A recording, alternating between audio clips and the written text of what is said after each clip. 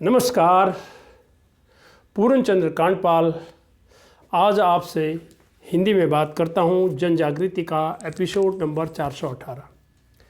सेना में रहते हुए मुझे ये मेरा मौका मिला, मुझे देश की कई विभिन्न भागों में नौकरी करने का, यात्रा करने का, जिसकी चर्चा भी मैंने अपनी आत्मकथा में भी की है लम्क्याओं में। और आज उसमें से कुछ जगहों की चर्चा मैं सोचता हूँ आपसे भी करूँ।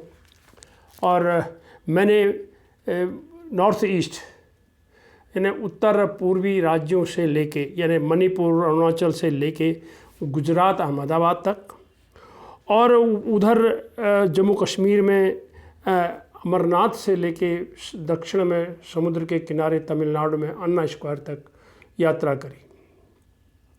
तो इस दौर में मैं कहाँ कहाँ गया?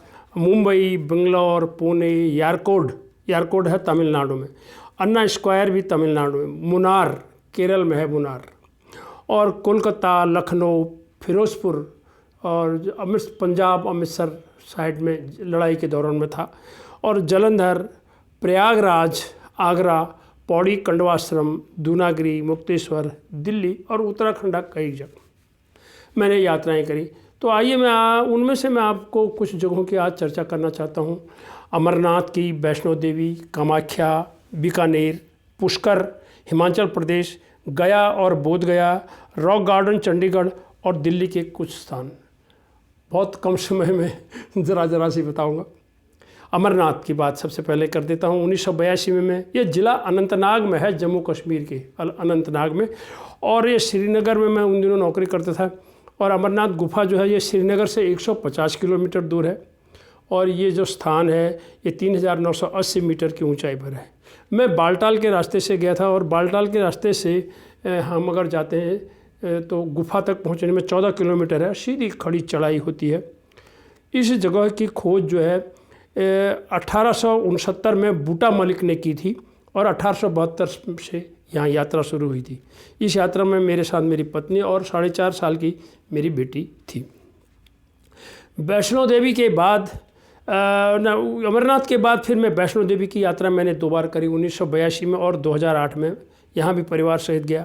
ये स्थान भी समुद्र स्थल से 1885 मीटर है, और कटरा से 6 किलोमीटर है, और उधमपुर से कटरा 40 किलोमीटर है। अब वहाँ रेल भी जाने लगी, और जम्मू क्षेत्र में है, और ये त्रिकुटा पहाड़ी में है ये वैष्णो देवी मंदिर, और जम्मू कश्मीर का ज़िला है रिहायशी।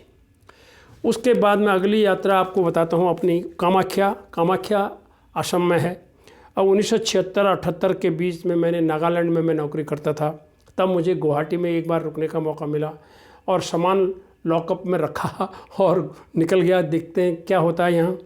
और ये जो है गुवाहाटी से 10 किलोमीटर दूर नीलांचल पहाड़ पर्वत के पास है ये, और मंदिर वर्ष में करीबन 4 दिन आज भी बंद रहता है ये। कहते हैं देवी को छूत हो रखी है, और यहाँ पशु बलि दी जाती है, और कई प्रकार के अन्य अंधविश्वास से लिपटी हुई चीज़ें मैंने यहाँ देखी। उसके बाद चौथी यात्रा बीकानेर की है। 1984 में जब सेना से आने के बाद ट्रेनिंग के लिए गया था बैंक में, और यहाँ पर मैं माता करनी का एक मंदिर है जहाँ से 4 किलोमीटर दूर। वहाँ की एक अद्भुत चीज़ थी कि वहाँ सफ़ेद चूहे हैं जो कि खुलेआम घूमते हैं, उनको कोई कुछ नहीं कहता है, चलता रहता है।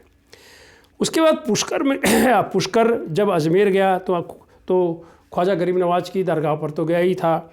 उसके बाद पुष्कर मंदिर में भी गया, 1989 में गया परिवार सहित, और वहाँ पर ब्रह्मा जी का मंदिर है। कहते हैं हमारे देश में ये अकेला मंदिर है जो ब्रह्मा जी का मंदिर है। उसके बाद अगली यात्रा मेरी हुई गया की। गया और बोध गया ये दोनों हैं। ये 2016 में मेरा बेटा वहाँ पर अपनी ड्यूटी करता था, तो उसी के ही इंतज़ाम से मैं वहाँ तक पहुँचा। तब वहाँ बेटा रामगढ़ था वो, और वहाँ मेरा बेटा पोस्टेड था।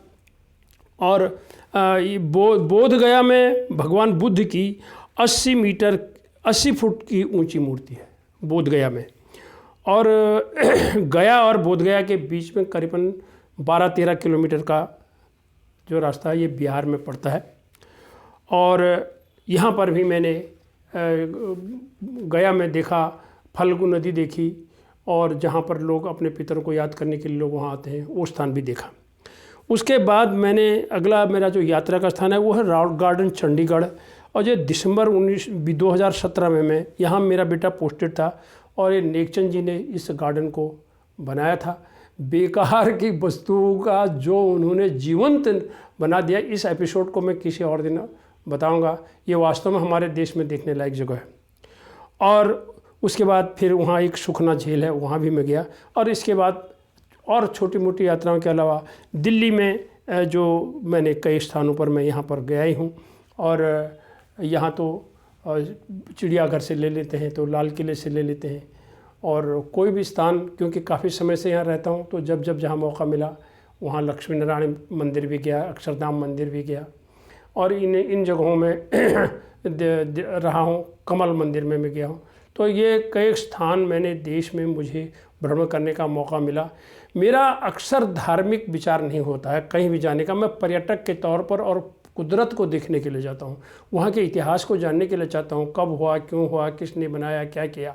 भगवान तो सब जगह है, कहाँ पर नहीं है। इस समय भी जो मैं आपसे ये बात कर रहा हूँ, ये भी वो सुन रहा है मैं आपसे क्या बात कर रहा हूँ। तो ईश्वर सब जगह है, वो निराकार है, उसको समझने की बात होती है। अपने अपनी श्रद्धा है। हमारे देश में हमारी संवैधानिक छूट है, हम किस भगवान को माने, किस भगवान को नहीं माने।